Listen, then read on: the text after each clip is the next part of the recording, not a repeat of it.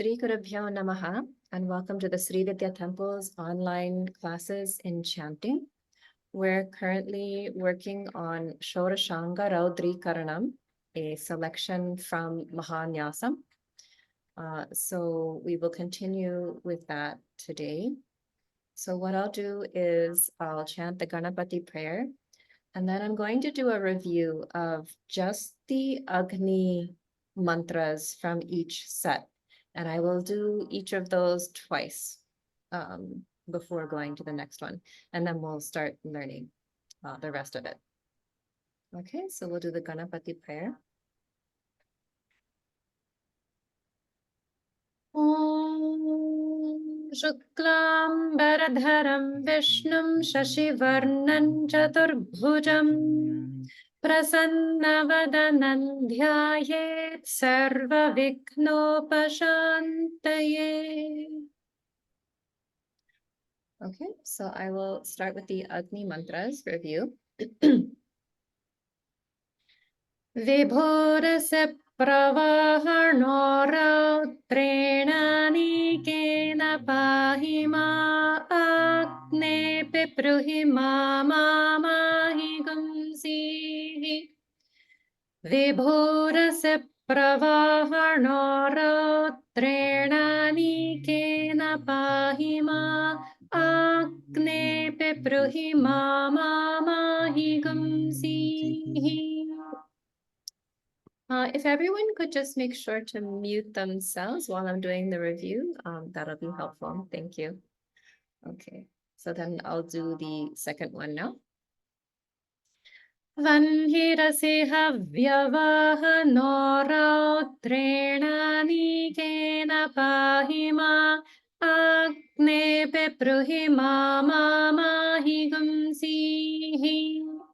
Vanhirasi havyavahano rautrenanikeena pahima agne pipruhima mamahi gumsihi. Next one. Shvatro se pracheta rautrenanikeena pahima agne pipruhima mamahi gumsihi. Shvatro se pracheta rautrenanikeena pahima agne pipruhima mamahi gumsihi. Next one. Tothosi vishpaveda rautrenanikeena pahima agne pipruhima mamahi gumsihi. Tothosi vishpaveda rautrenanikeena pahima agne pipruhima mamahi gumsihi. Next one. Pushikasi kavirautreenanikeena pahima agne pipruhima mamahi gumsihi. Pushikasi kavirautreenanikeena pahima agne pipruhima mamahi gumsihi. Next one. Angharirase bambhari rautrenanikeena pahima agne pipruhima mamahi gumsihi. Angharirase bambhari rautrenanikeena pahima agne pipruhima mamahi gumsihi. And the next one. Avasyurasitu vasvan rautrenanikeena pahima agne pipruhima mamahi gumsihi. Avasyurasitu vasvan rautrenanikeena pahima agne pipruhima mamahi gumsihi. Next one.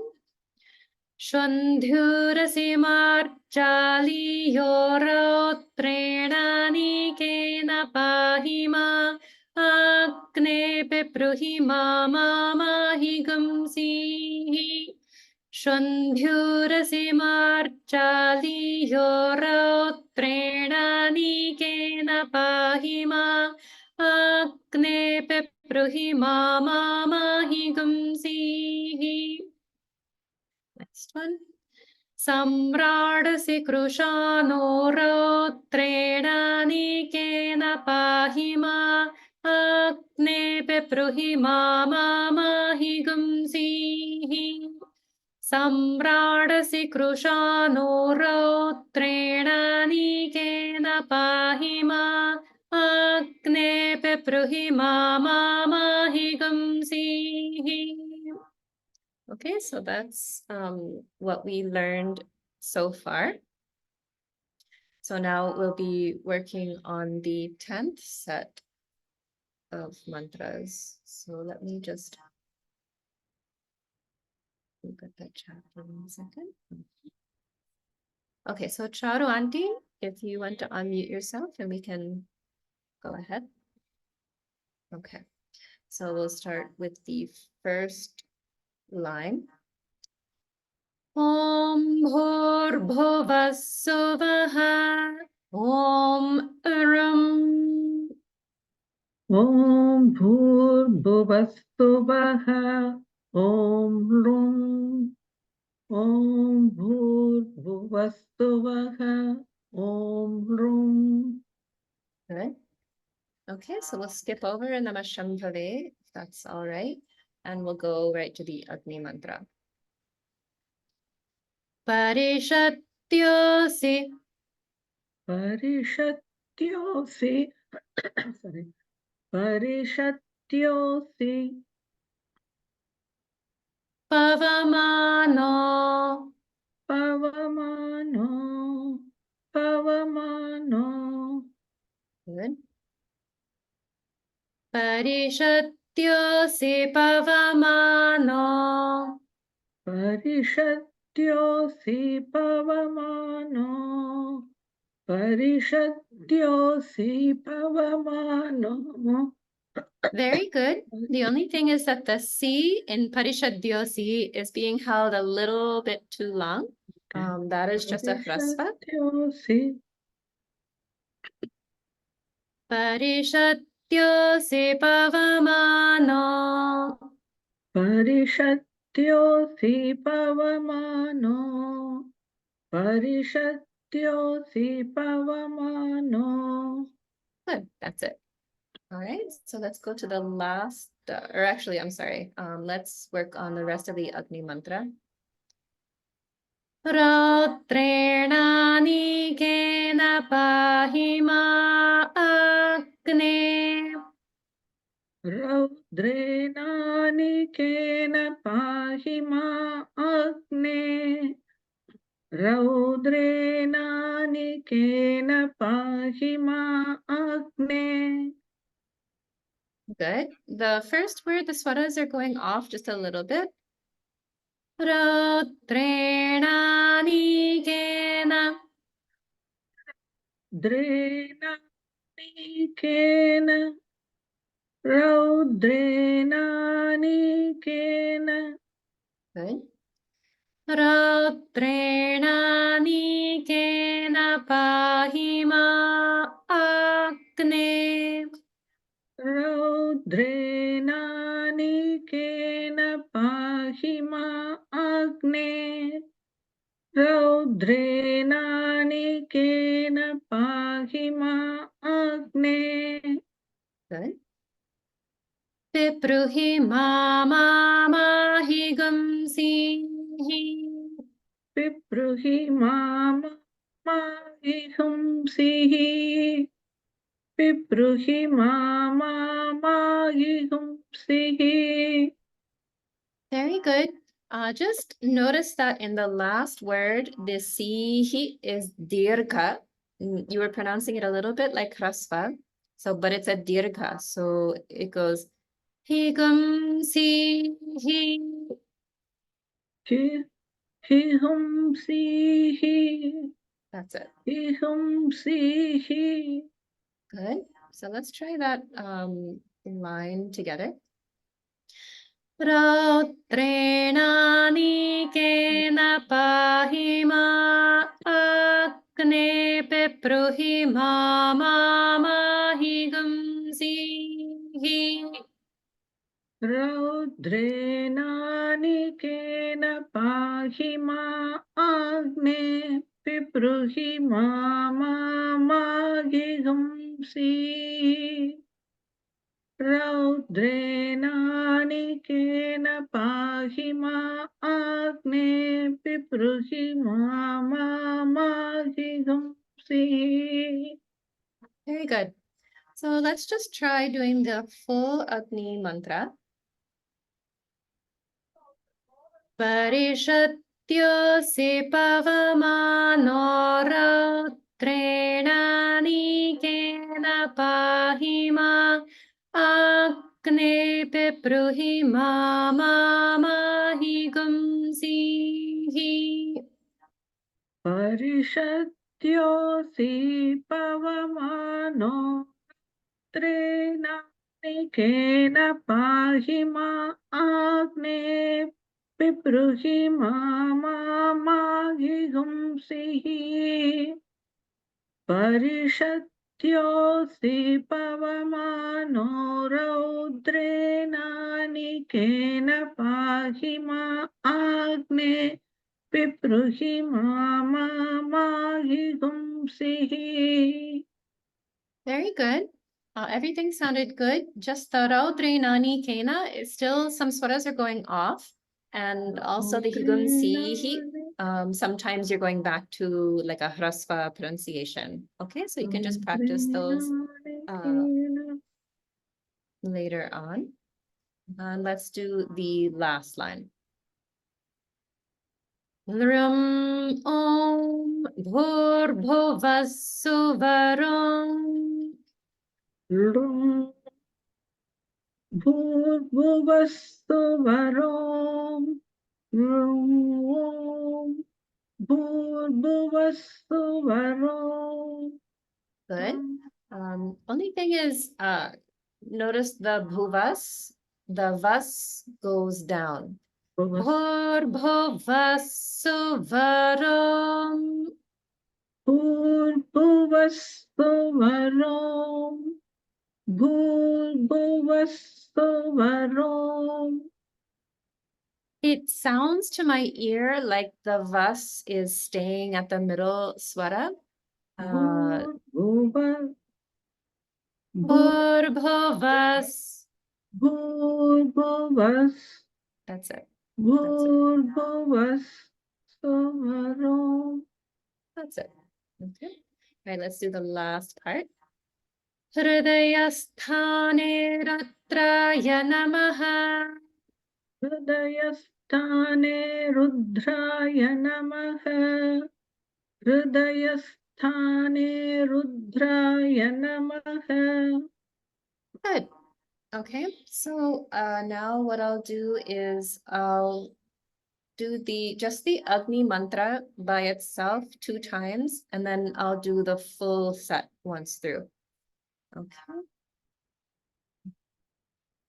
Parishatyosi pavamano rautrenani kena pahi ma agne pipruhi mamahi gumsihi.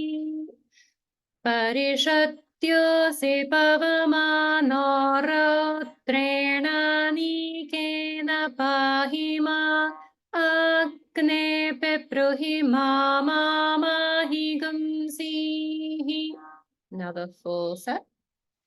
Om bhurbhuvasuvaha. Om Namah Shambhave Chamayo Bhave Chanamah Shankaraya Chamayaskaraya Chanamah Shivaya Cha Shivataraya Cha Parishatyosi Pavamano Rautrenani Kena Pahi Ma Agne Pipruhi Mamahi Gumsihi. Lrum Om Bhurбhuvः Suvaro Hridayasthane Rudraya Namaha. Okay, so now we'll go on to the next set. And I think Rupa Amma had said that she would like to chant. Okay, Namaste Amma.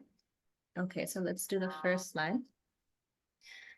Om Bhurбhuvः Suvah Om Aim. Om Bhurбhuvः Suvah Om Aim. Om Bhurбhuvः Suvah Om Aim. Very good. All right, let's go on to the Agni mantra. Pratakvasi.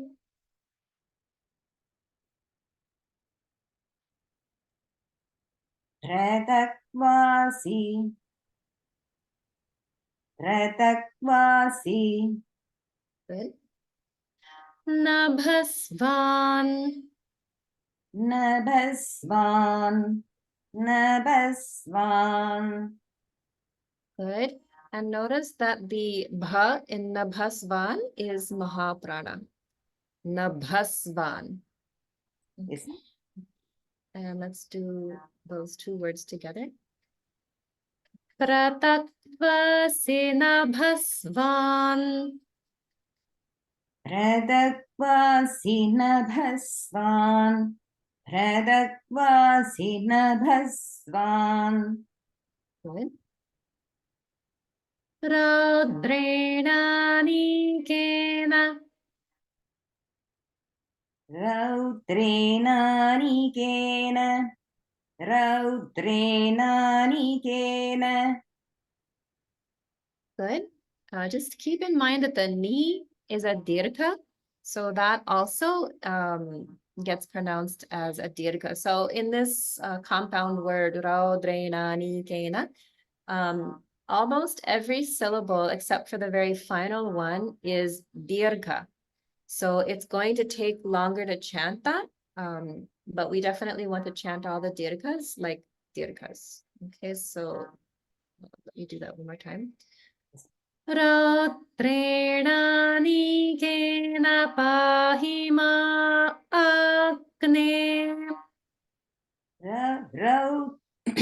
Raudrena Nikena pahi magne.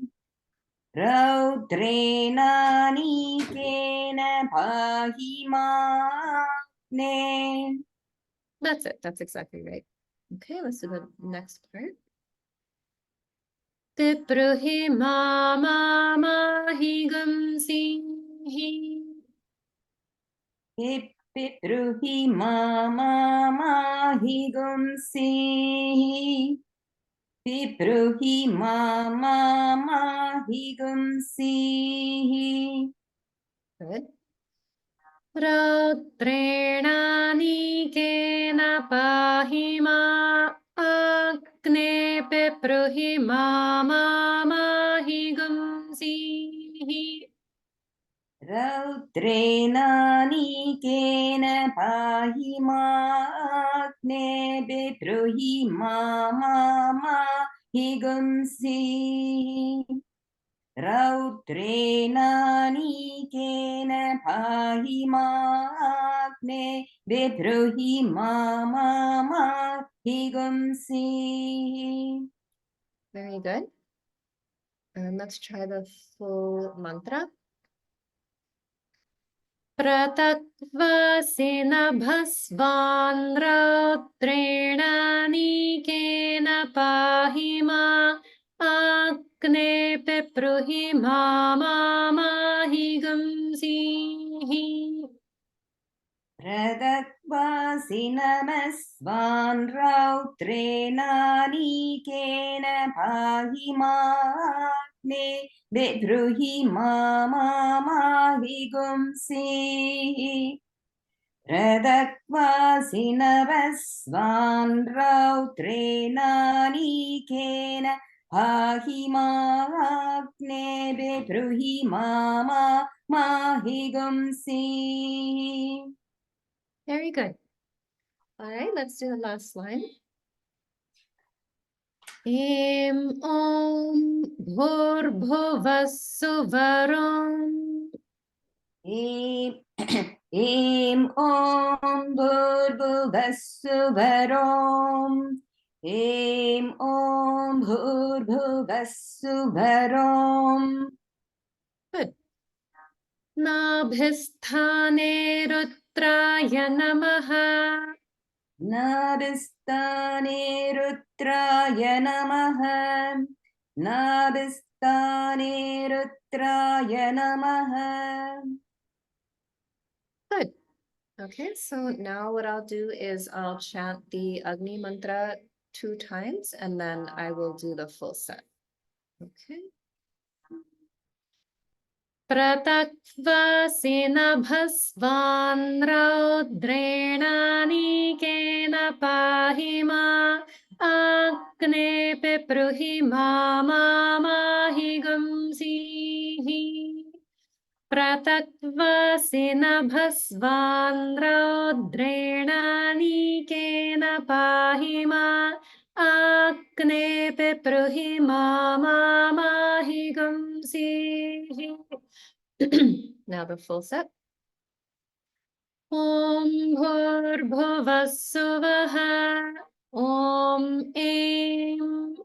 Namah Shambhave Chamayo Bhave Chanamah Shankaraya Chamayaskaraya Chanamah Shivaya Cha Shivataraya Cha Pratakvasinabhasvan raudrenanikeena pahima Agne pipruhima mamahi gumsihi. Em om bhurbhuvassuvaram. Nabhisthane rudraya namaha. Okay, so for the next one, it looks like Nileshwari Amma had volunteered. Okay, thank you. Okay, thank you, Amma. All right, so we are at the 12th set.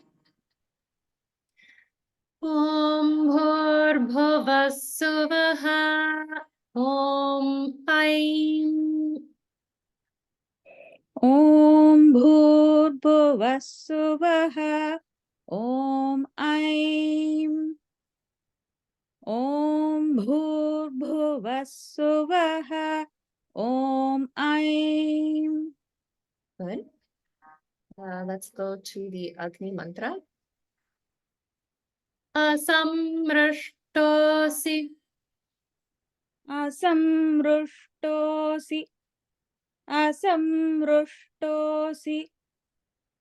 Havyasudho. Havyasudho. Havyasudho. Asamrashtosi havyasudho. Asamrushtosi havyasudho. Asamrushtosi havyasudho. Good. Raudrenanikeena pahima agne. Raudrenanikeena pahima agne. Raudrenanikeena pahima agne. Good. Pipruhi mamahi gumsihi. Pipruhi mamahi gumsihi. Pipruhi mamahi gumsihi. Good. Raudrenanikeena pahima agne pipruhi mamahi gumsihi. Raudrenanikeena pahima agne pipruhi mamahi gumsihi. रौद्रेणानीकेन पाहि मा आग्ने पिप्रुहि माहि गुंसीः. Good. Let's try the full mantra. Asamrashtosi havyasudho rudreणानीकेन पाहि मा आग्ने पिप्रुहि माहि गुंसीः. असंमृष्टोऽसि हव्यसूदो रौद्रेणानीकेन पाहि मा आग्ने पिप्रुहि माहि गुंसीः. असंमृष्टोऽसि हव्यसूदो रौद्रेणानीकेन पाहि मा आग्ने पिप्रुहि माहि गुंसीः. Everything is very good. Just the first two words, the swaras have gone off. So when we first did them, the swaras were correct. Okay. But with the full line, that's when it gets trickier. So that one went off. So let's just review those two words. Okay. Asamrashtosi. असंमृष्टोऽसि. That's it. Asamrashtosi havyasudho. असंमृष्टोऽसि हव्यसूदो. असंमृष्टोऽसि हव्यसूदो. Good. Let's try the full line. Asamrashtosi havyasudho rudreणानीकेन pahi ma agne pipruhi mahi gumsihi. असंमृष्टोऽसि हव्यसूदो रौद्रेणानीकेन पाहि मा आग्ने पिप्रुहि माहि गुंसीः. असंमृष्टोऽसि हव्यसूदो रौद्रेणानीकेन पाहि मा आग्ने पिप्रुहि माहि गुंसीः. Good. That's it. Is where I am. Okay, I'll keep an eye on that. I think I'm No taking a bet. problem. That's always the challenge. When we break it down into smaller pieces, it's much easier for the brain to remember what the swaras should be and chant it correctly. And then as we link together the parts and chant the full line, that's when things will start to go off. So it's just a question of, keeping on practicing those. Yes. Okay. Thank you. But the last time was perfect. Mhm. All right, so let's just do the last line. Mhm. Aim Om Bhurбhuvassuvaram. Aim Om Bhurбhuvassuvarom. Aim Om Bhurбhuvassuvarom. Kartisthane Rudraya Namaha. Katistane Rudraya Namaha. Katistane Rudraya Namaha. Good. Okay, so what I'll do now is the Agni mantra 2 times and then the full set as a So review. is the last line supposed to be all flat, no swaras, right? It's a good question. So for some, so if you see, this is this is like 16 sets of mantras, and the mantras have been combined from the Vedas as well as some bija mantras. So whenever there's a Veda mantra, you'll see the swaras. And so that's how we chant that. But for some of the sections like Om, Ain, and then also the final part like Kartisthane Rudraya Namaha and so on, those are not coming from the Vedas. Those are like regular Sanskrit. So there's no specified swaras. So what I'm doing is just like a convention. Okay, so if you want to, you can chant those all as the middle swara, but you can also chant them in another way. There's no problem. I know it's a little bit confusing because mantras with swaras are being combined with like regular mantras or non-Vedic mantras.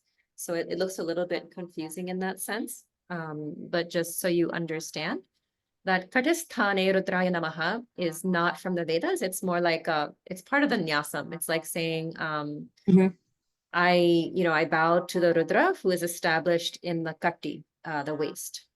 Got it. Yeah, no, because I felt like Rudraya came down. So I just wanted to make sure we can go up and down a bit in this. Yeah, it's just a convention. It's just a convention. Like if you're chanting an ashtotram, you'll, use a certain melody, but it's not like set in stone like a swaras kind of a thing. Okay, thank you. Okay, sure. All right, so now I will do the review. If you can just, okay, there we go. Asamrashto sehavyasudoraudraणानिकेन pahi ma akne pipruhi mamahi gumsihi. Asamrashto sehavyasudoraudraणानिकेन pahi ma akne pipruhi mamahi gumsihi. Now the full set. Om bhurbhuvassuvaha. Om aim. Namah Shambhave Chamayo Bhave Chanamah Shankaraya Chamayaskaraya Chanamah Shivaya Cha Shivataraya Cha Asamrashto Sehavyasudharaudrenani Pahima Akne Pepruhima Mamahi Gumsi. Aim Om Bhurbhuvassuvarum Kartisthane Rudraya Namaha. Yeah. Okay, so it looks like Vijayji has volunteered to go next. Okay, thank you. So we'll go ahead with the 13th set of mantras. Om Bhurbhuvassuvaha. Om Om. Om Bhurbhuvassuvaha. Om Om. Om Bhurbhuvassuvaha. Om Om. Very good. And do you want to review the Shiva mantra as well? Yes. Please. Okay, no problem. Okay. Namah Shambhave. Namah Shambhave. Namah Shambhave. Very good. So here, when we have a visarga, like in the word namaha, and it's followed by a sh sound, then we pronounce that visarga like a sh. Namah Shambhave. Namah Shambhave. Okay, does that make sense? Do you Yes, remember yes. the rule? Okay, great. Namah Shambhave. Namah Shambhave. Namah Shambhave. That's it. Chamayo Bhave. Chamayo Bhave. Chamayo Bhave. Good. Namah Shambhave Chamayo Bhave. Namah Shambhave Chamayo Bhave. Namah Shambhave Chamayo Bhave. Very good. The swaras are getting a little bit tricky in Mayo Bhave. So I'll just do that one more time. Chamayo Bhave. Chamayo Bhave. Chamayo Bhave. Good. Cha Namah Shankaraya. Cha Namah Shankaraya. Cha Namah Shankaraya. Good. Let's try from the start. Namah Shambhave Jamayo Bhave Janamah Shankaraya. Namah Shambhave cha Mayo Bhave cha Namah Shankaraya.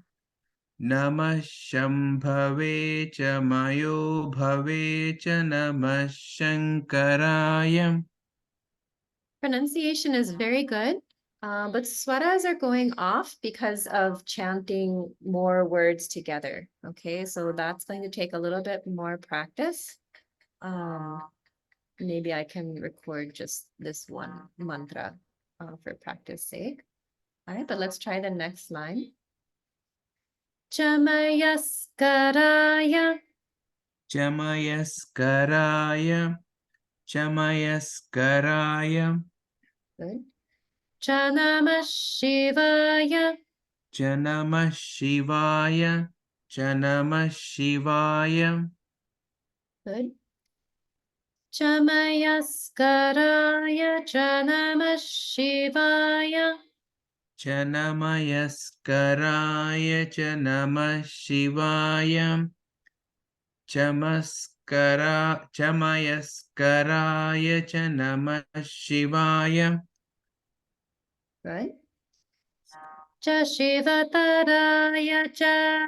Cha Shivataraya cha. Cha Shivataraya cha. Okay, if you look at the Shivataraya, the shi is going down. Shivataraya. Shivataraya. Shivataraya. Good. Cha Cha Shivataraya cha. Shivataraya cha. Cha Shivataraya cha. Second time was correct. Okay. Chamayaskaraya Chanamah Shivaya. Chanamayaskaraya cha Namah Shivaya. Chamayaskaraya cha Namah Shivaya. Okay, pronunciation is good. But swaras are starting to go off because of combining more and more words. Okay, so maybe we can do another session at some point to focus on this one a little bit more. But let's go on to the Agni mantra. Rutadhamasi. Mrutadhamasi. Can you say it one more time?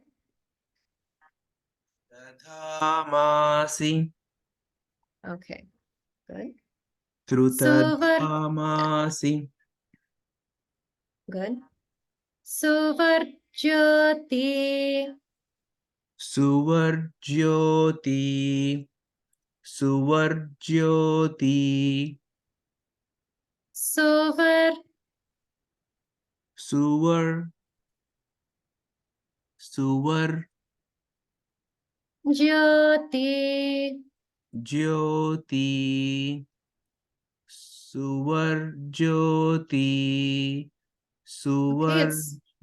it's very close. Only thing is that the suvar, the swaras are a little bit down. So the su is the middle note, and then var goes up, and then back down to jyo. Suvar Suvar. jyoti. Suvarjyoti. Suvarjyoti. Good. That's much better. Okay, let's try the two together. Rutadhamasi suvarjyoti. Trutadhamasi suvarjyoti. Trutadhamasi suvarjyoti. Okay, very close. So in the first word, the first letter is r. So there's just a r, it's just the vowel. There's no other sound in the beginning.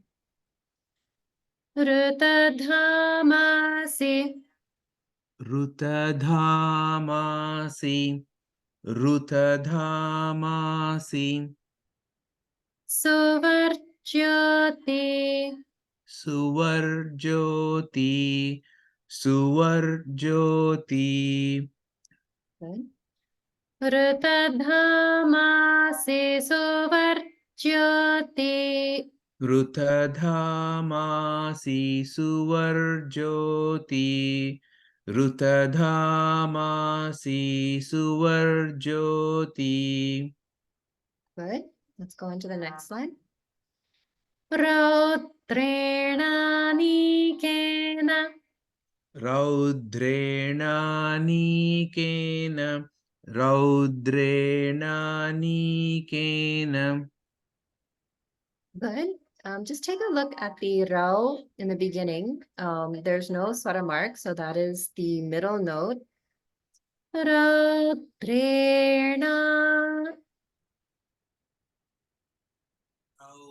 Raudrena.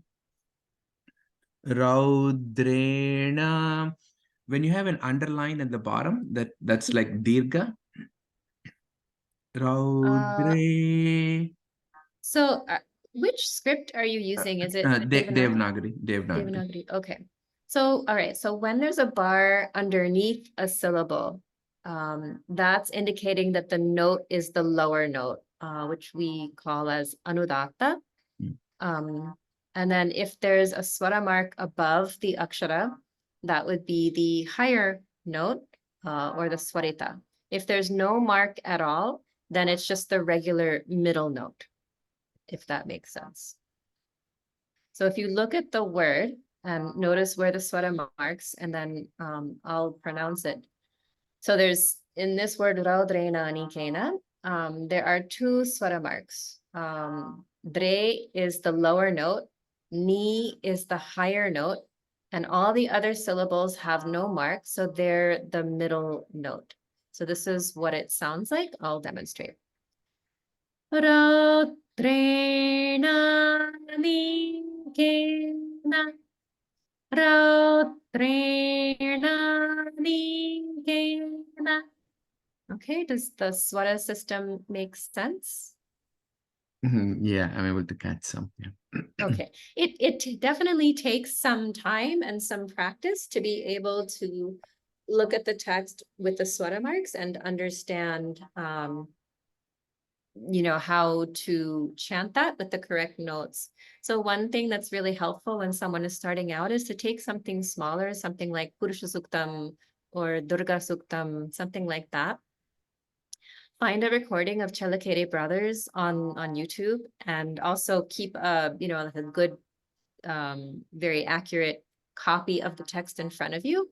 You can use something like Mantra Pushpam, put out by the Ramakrishna Mutt, and look at the text while you're listening to the recording. And if you do that several times, it will make it a lot easier to understand the swara marks and how they relate to the chanting. So I definitely recommend finding recordings by Chelakere brothers and listening to that while looking at a good, accurate Devanagari text. And that should help things to become a bit more clear. Okay, so that's one Thanks. recommendation I have. Okay, all right, so let's try the rest of the line. Pahima Agne. Pahima Agne. Pahima Agne. Okay, it sounds good. Only thing is, I just want to explain the double swara mark that you see in Magne. So if you look at the Ma, you'll see like a double mark or double quotation mark above the Ma. And so that is different from the single mark. So the single mark we call as Swarita, the double mark we call as Dirgha Swarita, and it only occurs over a Dirgha vowel. And so the way we chant that is that we actually start the ma at the middle note, and then we go up to the next higher note. So I'll just demonstrate that. Ma, ah, ma, ah, ma, ah. Can you hear that the first ma is at the middle note, and then the second ah is going to the next higher note? Yes. Okay, so I'll chant it once and then you repeat. Ma, ah. Ma, ah, ma, ah, Okay, good. ma, ah. Okay, so you've got that the first is at one note and then the second is at a higher note. So that's good. Ma, agne. Ma, agne. That's it. Ma, agne. Perfect. Okay, let's go on. Pipruhi ma ma ma. Pipruhi ma, ma, ma. Pipruhi ma, ma, ma. Higum sihi. Higum sihi. Higum sihi. Good. And notice that higum sihi, it's all, there's no swara marks on that word at all. So all the syllables are at the same middle note. Okay. Pipruhi ma ma ma higum sihi. Pipruhi ma, ma, ma. Higum sihi. Pipruhi ma, ma, ma. Higum sihi. Good. All right, let's try from Raudrenani. Raudrenani kena pahima agne pepruhi mama mahigam sihi. Raudrena nikena pahi ma agne pipruhi ma mahi gumsihi. Raudrena nikena pahi ma agne pipruhi ma mahi gumsihi. Very good. Very good. All right, let's do the last line. Om Om Bhurбhuvassuvaram. Om Om Bhurбhuvassuvarom. Om Om Bhurбhuvassuvarom. Good. Urusthane Rudraya Namaha. Urustane Rudraya Namaha. Urustane Rudraya Namaha. Very good. And here notice that this Urusthane Rudraya Namaha, there's no swara marks, but this is not a Veda mantra. So that means we can chant it, in some chosen melody. And so that's why I chanted it like that. Okay, just want to be clear there. And earlier on, there was the word urasthane, whereas this one is urusthane. So uras is the chest above the heart, and uru is the thighs. Okay, so just wanted to point out that there's a difference between urasthane and urusthane. All right. Okay, so thank you very much. If you could just mute yourself now, and I will chant the Agni mantras twice and then the full set as a review. Vrutadhama se suvarjyotirautrena nikena pahima agne pepruhi mama mahigam sihi. Vrutadhama se suvarjyotirautrena nikena pahima agne pipruhi mamamahigam sihi. Now the full set. Om bhurbhuvassuvaha. Om Namah Shambhave Chamayo Bhave Chanamah Shankaraya Chamayas Karaya Chanamah Shivaya Cha Shivataraya Cha Vrutadhamase Suvarjyotirautrena Pahima Akne Pepruhi Mamamahigam Sihi Om Bhurbhuvassuvarom Urusthane Rutraya Namaha. Okay, so Anupama Amma has volunteered to go next. All right, so we'll do the 14th set. Om Bhurbhuvassuvaha. Om Aum. Om Bhurbhuvassuvaha. Om Aum. Om Bhurbhuvassuvaha. Om Aum. Good. And let's go to the Agni mantra. Brahmajyotirasi. Brahmajyotirasi. Brahmajyotirasi.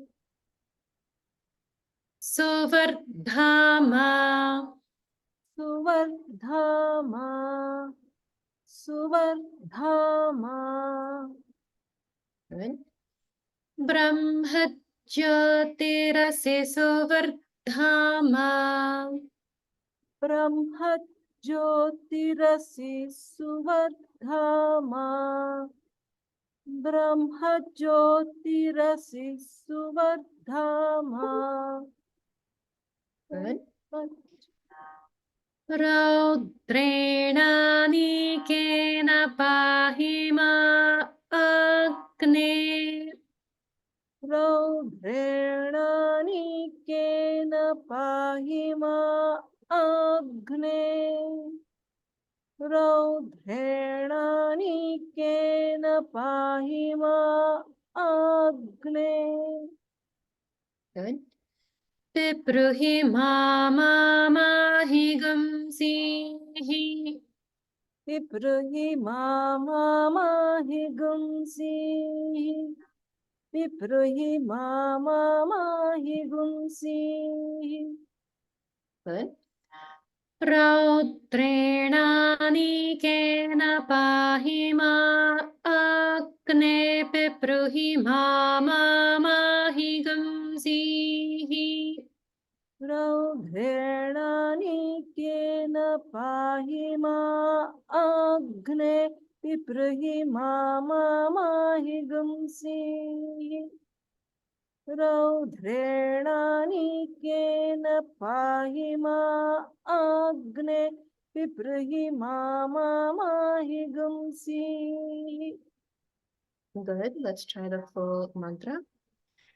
Brahmajyotirasi Suvardhama Raudrena Nikena Pahima Agne Pepruhi Mamamahigam Sihi. Brahmajyotirasi Suvardhama Raudrena Nikena Pahima Agne Pipruhi Mamamahigam Sihi.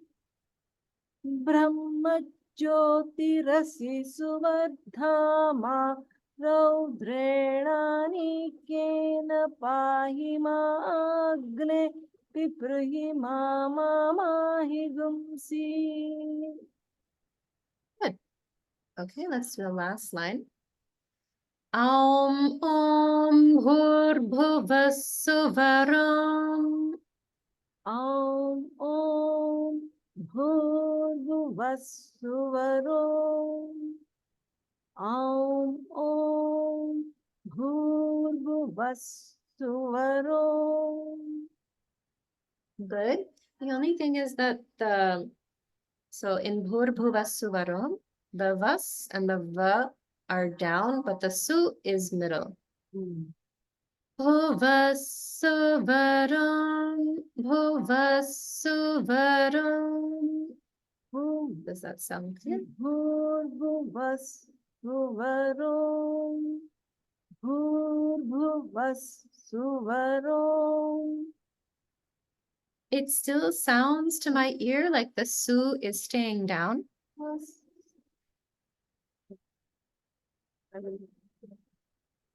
Su is Bhurvasuvaro.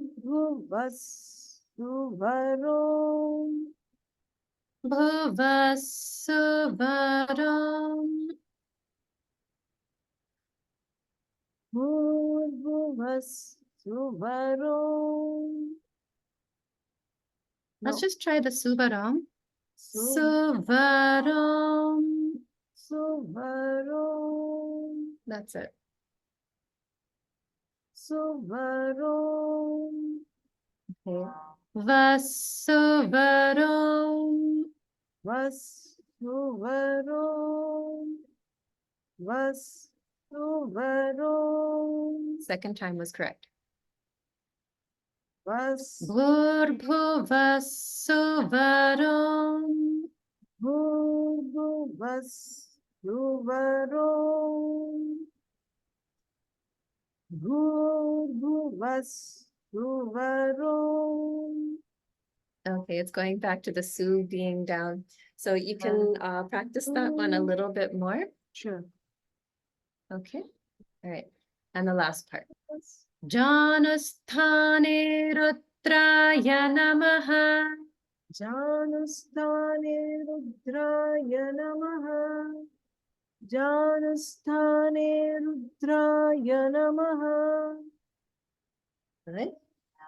Okay, so what I'll do now is the Agni mantra and then the full set as a review.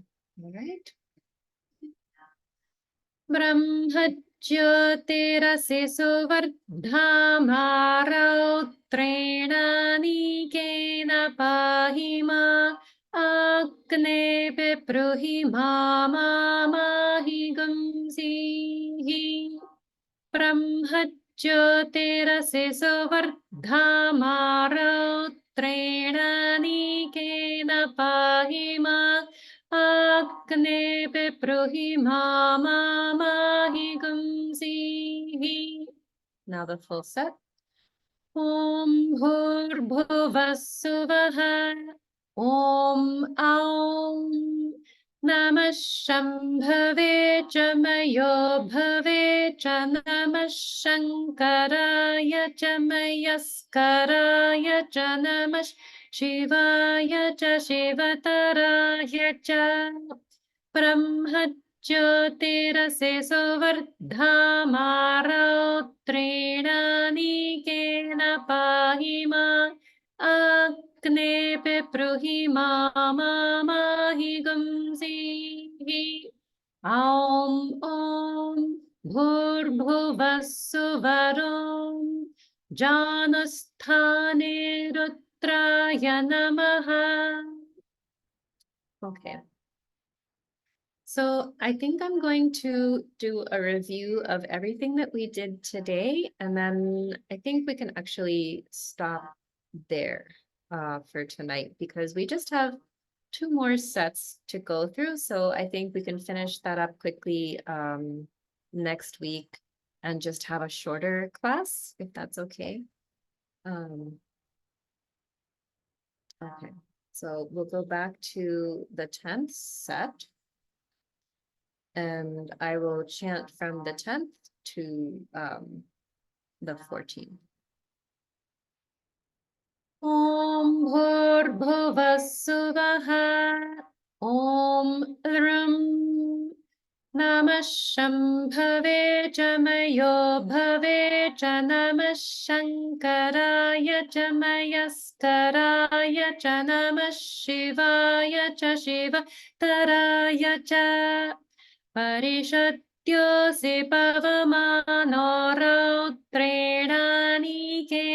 पाहि मा अग्नेऽपि ब्रूहि माहि गुंसीः ॐ भूर्भुवः सुवरों हृदयस्थाने रुद्राय नमः ॐ भूर्भुवः सुवः ॐ ऐं नमः शम्भवे च मयो भवे च नमः शङ्कराय च मयस्कराय च नमः शिवाय च शिवतराय च प्रतक्त्वासि नभस्वान्द्रौत्रेणानीकेन पाहि मा अग्नेऽपि ब्रूहि माहि गुंसीः ॐ भूर्भुवः सुवरों नाभिस्थाने रुद्राय नमः ॐ भूर्भुवः सुवः ॐ ऐं नमः शम्भवे च मयो भवे च नमः शङ्कराय च मयस्कराय च नमः शिवाय च शिवतराय च असमृष्टोऽसि हव्यसूदो रौद्रेणानीकेन पाहि मा अग्नेऽपि ब्रूहि माहि गुंसीः ऐं ॐ भूर्भुवः सुवरों कटिस्थाने रुद्राय नमः ॐ भूर्भुवः सुवः ॐ नमः शम्भवे च मयो भवे च नमः शङ्कराय च मयस्कराय च नमः शिवाय च शिवतराय च ऋतधामासि सुवर्ज्योतिरौत्रेणानीकेन पाहि मा अग्नेऽपि ब्रूहि माहि गुंसीः ॐ भूर्भुवः सुवरों ऊरुस्थाने रुद्राय नमः ॐ भूर्भुवः सुवः ॐ ऐं नमः शम्भवे च मयो भवे च नमः शङ्कराय च मयस्कराय च नमः शिवाय च शिवतराय च ब्रह्मज्योतिरसि सुवर्धामा रौद्रेणानीकेन पाहि मा अग्नेऽपि ब्रूहि माहि गुंसीः ॐ भूर्भुवः सुवरों चानुस्थाने रुद्राय नमः. Okay, so that's what we did today. Does anyone have any questions on what we went through? Amma, Yes. the 13th and the 4th, not the 13th, sorry. The lim om and the lim om and the other lim om. Can you repeat that, Amma, please? So you're meaning like the hrasva L vowel? Yes, the pronunciation of the lim and the lum. Okay. So again, many people would have learned this bija sound from their guru. So if you've learned in a certain way from your guru, no problem to chant like that. Because I recently learned from M. Srinivasan Aya of the Chalakere brothers, the pronunciation of his tradition of the L vowel. That's what I'll demonstrate here. Om Lrum. Om Lrum. Okay, so it's like starting with the tongue in the position of L sound and then going immediately to a r, and then immediately to the ending. Lrum, lrum. So it's a little bit challenging. It might be a little bit easier in the beginning if you add a little sound to the beginning, like ilrum, ilrum. But ultimately, it should just be ilrum. Okay, it's difficult to hear, difficult to pronounce. So for those who want to pronounce it in that way, just practice it so that the muscles of the tongue and the mouth will get used to making that sound, because none of us have ever made that sound. So it's going to be something that the muscles will actually have difficulty with until we practice it a number of times. Okay, and then for the Dirgha version of the L vowel, it's the same basic sound, but held longer. Om, lrum, om, lrum. Okay, like that. Is that clear? Yes, Amma. Yes, Amma. Thank you. Thank you. Okay, sure. It is tricky, but with practice, it'll come. Thank So you. it's Okay. L and R, is it, Ektaji? Yeah, so it depends on the script. Yeah, that's the sound of it, and that was explained. I had the chance to meet M. Srinivasan Iyer, Mhm. Okay. one of the Chalakere brothers. Oh, wow. He's here in Bangalore. Mhm. And so he explained that sound and said that that is the most accurate pronunciation of that sound. Got it. And so it's like the room that you have, the previous when you attach it, it looks like Om Ram. It's similar. It's just that it starts with the O L. sound. Yeah, okay. So it's very similar to the R vowel, rum, but just with an L. So very, very tricky sounds for sure. Yeah. I thought we Um, learned, I mean, I'm from Karnataka too, so I think I learned as a room, but here I heard like people saying room and then I got confused. So maybe then it's good to hear that it's room. It's Yes. So L and again, R. I also pronounce it as lum Okay. for many years because that's what I learned initially. Got it. Okay. So that's why I was, just mentioning to people that if they've already learned it a certain way, because these are spiritual sounds, they're not just like grammatical sounds. Mhm. So they're bijaksharas. Each one of the Sanskrit sounds is considered like a matruka, like a little mother, a little Mhm. Shakti, a little goddess of that sound. Mhm. So if your guru has, taught the pronunciation in a certain way, then, they definitely, they can chant in that way. But this is more of the sort of formal Orthodox pronunciation, I would say. So I just wanted to pass that on for those who are interested. Thank you. Sure. Any other questions? Okay, sounds like we're all good. So because it's a little bit late India time where I am, I'll stop the class here and we'll just do a shorter class next week just to finish everything up. Okay, so Sri Gurubhyo Namaha. Thanks to everyone for joining and we'll see you next time. Thank you. Bye-bye. Thank you. Have a good night. Thank you. You too.